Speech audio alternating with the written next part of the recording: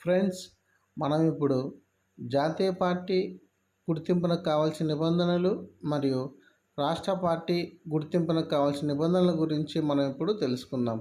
మొదటగా జాతీయ పార్టీగా గుర్తింపబడాలి అంటే 4 రాష్ట్రాలలో పోలై చెల్లిన ఓట్లలో 6% ఓట్లు వచ్చి ఉండాలి.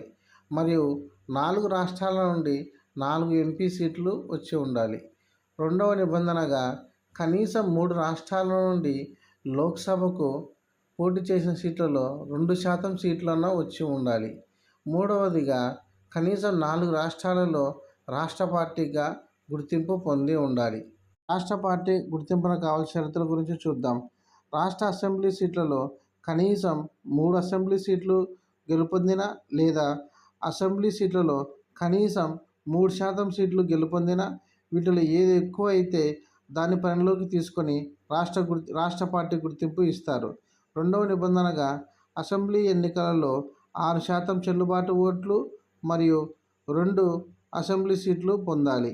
మూడవ నిబంధనగా లోక్సభ ఎన్నికల్లో 6% చెల్లుబాటు ఓట్లు మరియు 1 లోక్సభ సీటు పొందాలి. అయితే మన దేశంలో 6 జాతీయ పార్టీలు ఉన్నాయి. వాటి గురించి మనం ఇప్పుడు తెలుసుకుందాం. మొదటి జాతీయ పార్టీ భారతీయ జనతా పార్టీ, రెండవ జాతీయ పార్టీ భారత జాతీయ కాంగ్రెస్, మూడవ జాతీయ పార్టీ ఆమ్ ఆద్మీ పార్టీ, నాలుగవ పార్టీ బహుజన్ సమాజ్ పార్టీ, ఐదవ party communist party of India Marxist, ఆరవ పార్టీ నేషనల్ పీపుల్స్ పార్టీ.